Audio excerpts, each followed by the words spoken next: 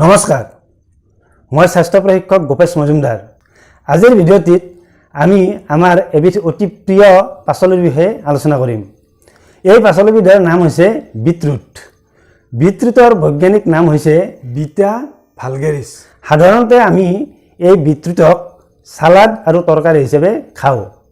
এই বিটৰুটত যথেষ্ট পৰিমাণে পুষ্টিদ্ৰব্য আছে আৰু লগতে আছে ইয়াৰ মেজিকেল হেল্থ বেনিফিট। গতিকে বন্ধুসকল, আজি আমি বিটৰুটৰ বিষয়ে আলোচনা কৰিবলৈ যাওঁতে বিটৰুটৰ পুষ্টিগুণসমূহৰ বিষয়ে লগতে বিটৰুটৰ মেজিকেল হেল্থ বেনিফিট সম্পৰ্কে আমি আলোচনা কৰিম। লগতে আলোচনা কৰিম বিটৰুট যিহেতু এবিধ মিঠা পাচলি, গতিকে বিটৰুট এজন ডায়েবেটিছ ৰোগীয়ে বা ডায়েবেটিছ থকা লোকে বিটৰুট খাব পাৰে নে নোৱাৰে। গতিকে বন্ধুসকল, আজিৰ ভিডিঅ'টো যথেষ্ট ইনফৰ্মেটিভ ভিডিঅ'। আপোনালোকে ভিডিঅ'টো শেষলৈকে চাই থাকিব আৰু ভিডিঅ'টো চাই নিশ্চয় সকলোৱে উপকৃত হ'ব পাৰিব। বিটৰুটৰ হেল্থ বেনিফিট সম্পৰ্কে আলোচনা কৰিবলৈ গ'লে প্ৰথমে আমি আলোচনা কৰিব লাগিব বিটৰুটৰ পুষ্টি গুণসমূহৰ বিষয়ে, কিয়নো বিটৰুট হৈছে এবিধ পুষ্টিগুণেৰে ভৰপূৰ পাচলি। 100 গ্ৰাম বিটৰুটত থাকে calorie 44, carbohydrate 8 gram, fibre 3 gram, protein থাকে 1.7 গ্ৰাম।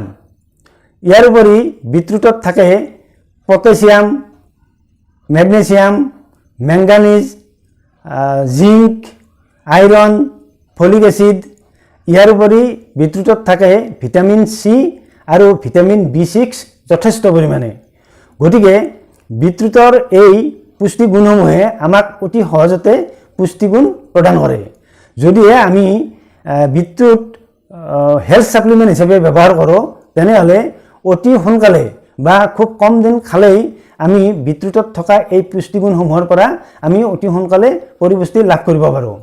মন কৰিবলগীয়া কথাটো হৈছে বিটৰুট সাধাৰণতে আমি সালাড বা তৰকাৰী হিচাপে খাওঁ, কিন্তু কথাটো হৈছে যদিহে আমি হেল্থ সাপ্লিমেণ্ট হিচাপে বিটৰুট ব্যৱহাৰ কৰোঁ, তেতিয়া আমি সালাড হিচাপে খোৱাতকৈ বা তৰকাৰী হিচাপে খোৱাতকৈ বিটৰুটৰ যদি আমি জুইচ বা ৰস উলিয়াই খাওঁ, তেতিয়া আমি এগিলাচ বিটৰুটৰ ৰসৰ পৰা যথেষ্ট পৰিমাণে, অৰ্থাৎ সালাড হিচাপে বা তৰকাৰী হিচাপে খোৱাতকৈ আমি বেছি পৰিমাণে আমি এই পুষ্টিদ্ৰব্যসমূহ লাভ কৰিব পাৰোঁ। গতিকে যদিহে আমি কোনো কাৰণত এই বিটৰুট হেল্থ সাপ্লিমেণ্ট হিচাপে ব্যৱহাৰ কৰোঁ, তেতিয়া হ'লে আমি সালাড বা পাচলি হিচাপে খোৱাতকৈ এই বিটৰুটৰ আমি জুচ বা ৰস উলিয়াই খালে আমি বেছি সোনকালে লাভৱান হ'ম। এতিয়া আমি বিটৰুটৰ ঔষধি গুণ সম্পৰ্কে আলোচনা কৰোঁ আহক। বিটৰুটত থাকে ডায়েটৰী নাইট্ৰেট, লগতে থাকে ফাইবাৰ, এণ্টিঅক্সিডেণ্ট আৰু ইয়াৰ লগতে থাকে বিটালিন নামৰ এবিধ ৰঞ্জক পদাৰ্থ।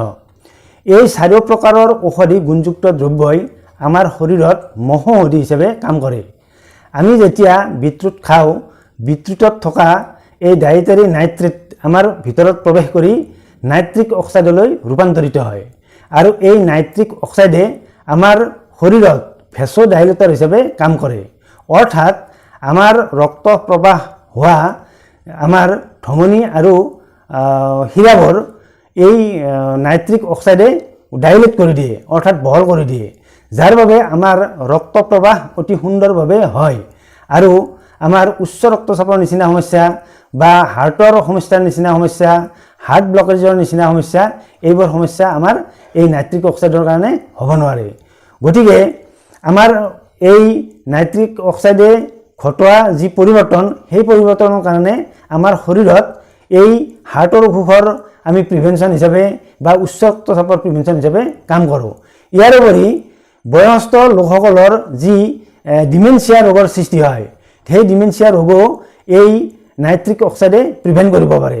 অৰ্থাৎ যেতিয়া বয়সস্থ লোকসকলে খাদ্যৰ লগত বিটৰুট খায়, তেতিয়া বিটৰুটত থকা এই ডায়েটৰী নাইট্ৰেট নাইট্ৰিক অক্সাইডলৈ ৰূপান্তৰিত হয় আৰু বয়সস্থ লোকসকলৰ মগজুৰ এই যিবিলাক শিৰা বা আৰ্টাৰী থাকে, সেই আৰ্টাৰীবোৰ বহল কৰি দিয়ে, যাৰ বাবে মগজুত ৰক্ত সঞ্চালন প্ৰক্ৰিয়াটো ভাল হৈ উঠে আৰু মগজুৰ কাৰ্যকাৰিতা গুণ বৃদ্ধি পায়, যাৰ বাবে বয়সস্থ লোকৰ এই ডিমেনচিয়া ধৰণৰ ৰোগবোৰ প্ৰতিৰোধ হৈ থাকে। বিটৰুটত থকা এই বিটালিন নামৰ দ্ৰব্যবিধ হৈছে এণ্টি ইনফ্লেমেটৰী গুণযুক্ত। আমাৰ যিবোৰ ইনফ্লেমেশ্যনৰ কাৰণে হোৱা ৰোগ যেনে লিভাৰৰ ৰোগ, হাৰ্টৰ ৰোগ বা আমাৰ জণ্ডিছৰ ৰোগ, এই যিবোৰ আমাৰ ইনফ্লেমেশ্যনৰ কাৰণে হোৱা ৰোগ, এই ৰোগবোৰ যদিহে আমি নিয়মিতভাৱে বিটৰুটৰ ৰস খাওঁ তেনেহ'লে বিটৰুটৰ এই বিটালিনৰ কাৰণে আমাৰ ইনফ্লেমেশ্যনৰ বাবে হোৱা ৰোগবোৰ আমাৰ প্ৰতিৰোধ হয়। গতিকে আমাৰ বেছিভাগ ৰোগেই আচলতে এই ইনফ্লেমেশ্যনৰ কাৰণে হয়। গতিকে বিশেষকৈ আমাৰ যকৃতৰ ৰোগবোৰ ইনফ্লেমেশ্যনৰ কাৰণে হয়। গতিকে আমাৰ এই বিটালিনে ইনফ্লেমেশ্যন প্ৰতিৰোধ কৰি আমাৰ ইনফ্লেমেশ্যনৰ কাৰণে হোৱা ৰোগবোৰো প্ৰতিৰোধ কৰিব পাৰে। গতিকে আমি নিয়মিতভাৱে এই বিটৰুটৰ ৰস খাব লাগে। বিটৰুটত থকা আন এবিধ ঔষধিযুক্ত দ্ৰব্য হৈছে ফাইবাৰ। বিটৰুটত থকা এই ফাইবাৰে আমাৰ হজম শক্তি বৃদ্ধি কৰে, অৰ্থাৎ এই ফাইবাৰে আমাৰ পাচন তন্ত্ৰটো শক্তিশালী কৰি উঠে। যদিহে আমি এই বিটৰুট নিয়মিতভাৱে খাওঁ, আগতে উল্লেখ কৰা হৈছে যে 100 গ্ৰাম বিটৰুটত 3 গ্ৰাম ফাইবাৰ থাকে। আচলতে 3 গ্ৰাম ফাইবাৰ যথেষ্ট বেছি। গতিকে এনেকুৱা ফাইবাৰ আমি যদি প্ৰতিদিনে লাভ কৰিব পাৰোঁ তেনেহ'লে এনে ফাইবাৰৰ কাৰণে আমাৰ পাচন প্ৰক্ৰিয়া অতি ভাল হয় আৰু আমাৰ কনষ্টিপেশ্যনৰ নিচিনা সমস্যাও অতি সহজে দূৰ কৰিব পাৰে। ইয়াৰ উপৰি এই বিটৰুটত থকা ফাইবাৰে আমাক প্ৰিবায়'টিক ফুড হিচাপেও কাম কৰে। প্ৰিবায়'টিক ফুড হৈছে আমাৰ পেটৰ ভিতৰত বা ইণ্টেষ্টাইনত যিবোৰ ভাল বেক্টেৰিয়া থাকে, যিবোৰ বেক্টেৰিয়াই আমাৰ পৰিপুষ্টিৰ হকে কাম কৰে বা পাচনত আমাৰ সহায় কৰে, সেই বেক্টেৰিয়াবোৰ আচলতে এই ফাইবাৰবিধে জীয়াই ৰখাত সহায় কৰে। গতিকে যদিহে আমি নিয়মিতভাৱে বিটৰুট খাওঁ তেনেহ'লে আমাৰ পাচনতন্ত্ৰ যথেষ্ট উন্নত হয় আৰু আমাৰ কনষ্টিপেশ্যনৰ নিচিনা সমস্যা, IBSৰ নিচিনা সমস্যা অতি সহজে দূৰ হয়। ইয়াৰ উপৰি বিটৰুটত থকা এণ্টি অক্সিডেণ্টসমূহে আমাক স্বাস্থ্য সুৰক্ষা প্ৰদান কৰে।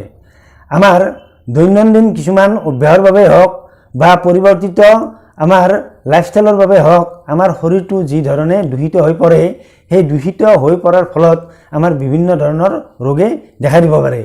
ইয়াৰ ভিতৰত আমাৰ এই টক্সিকেশ্যনৰ কাৰণে হোৱা ৰোগবোৰ হৈছে লিভাৰৰ বিভিন্ন ৰোগ, কেঞ্চাৰ আদি। কিন্তু বিটৰুটত থকা এণ্টি অক্সিডেণ্টসমূহে আমাক এই টক্সিকেশ্যনৰ কাৰণে হোৱা ৰোগবোৰৰ পৰা আমাক প্ৰিভেণ্ট কৰে। গতিকে আমি নিয়মিতভাৱে যদি বিটৰুট খাওঁ তেনেহ'লে আমাৰ টক্সিকেশ্যনৰ কাৰণে হ'ব পৰা ৰোগবোৰ বিটৰুটৰ এণ্টি অক্সিডেণ্টসমূহে অতি সহজে ভাল কৰিব পাৰে বা প্ৰিভেণ্ট কৰি ৰাখিব। এতিয়া আমি আলোচনা কৰিম ডায়েবেটিছ ৰোগীসকলে বিটৰুট খাব পাৰে নে নোৱাৰে। কিয়নো যিহেতু বিটৰুট এবিধ মিঠাজাতীয় পাচলি, সেইবাবে বহুতো লোকে আলোচনা কৰে এজন ডায়েবেটিছ ৰোগীয়ে বিটৰুট খাব পাৰিব নে নোৱাৰিব। যদি চোৱা হয়, বিটৰুটত থকা গ্লাইচেমিক ইণ্ডেক্সৰ পৰিমাণ হৈছে 66। সেই হিচাপে ডায়েবেটিছ ৰোগীসকলে বিটৰুট খাব নোৱাৰে। কিন্তু যদি চোৱা যায় 100 গ্ৰাম বিটৰুটত থাকে কাৰ্বহাইড্ৰেট মাত্ৰ 8 গ্ৰাম আৰু 100 গ্ৰাম বিটৰুটৰ গ্লাইচেমিক লোড হৈছে 5। গতিকে সেই হিচাপে আচলতে এজন ডায়েবেটিছ ৰোগীয়ে কম পৰিমাণৰ বিটৰুট খাব পাৰে। আৰু বিটৰুটত থকা মেগনেছিয়ামে ডায়েবেটিছ 2 টাইপৰ ৰোগীসকলৰ যি ইনচুলিনৰ চেনজিটিভিটি, সেই ইনচুলিনৰ চেনজিটিভিটিত ভাল কাম কৰে। যিসকল ডায়েবেটিছ 2 টাইপৰ ৰোগীৰ ইনচুলিন হঠাতে উঠানামা কৰা যি সমস্যা আছে, সেই সমস্যা বিটৰুটত থকা মেগনেছিয়ামে অতি সহজে ভাল কৰি দিব পাৰে। গতিকে ডায়েবেটিছ 2 টাইপৰ ৰোগীসকলে কম মাত্ৰাত, কম পৰিমাণৰ বিটৰুট খাব পাৰে। বিটৰুটৰ পুষ্টিগুণসমূহৰ লগতে বিটৰুটৰ ঔষধি গুণসমূহৰ বিষয়ে শুনিলে। যদিহে আজিৰ আমাৰ ভিডিঅ'টো চাই ভাল পাইছে তেনেহ'লে ভিডিঅ'টো শ্বেয়াৰ কৰিবলৈ নাপাহৰিব। লগতে আমাৰ চেনেলটো ছাবস্ক্ৰাইব কৰিবলৈ আপোনালোকক অনুৰোধ জনালোঁ। ওচৰতে থকা বেল আইকনটো টিপিবলৈও আপোনালোকক অনুৰোধ জনালোঁ, কিয়নো আমি ভিডিঅ' আপলোড কৰাৰ লগে লগে আপোনালোকে নটিফিকেশ্যন লাভ কৰিব আৰু সবাতোকৈ আগত আপোনালোকে আমাৰ ভিডিঅ' চাব পাৰিব। অন্য এটা ভিডিঅ'ত আপোনালোকক লগ পোৱাৰ প্ৰতিশ্ৰুতিৰে আজিলৈ আহিছোঁ। নমস্কাৰ।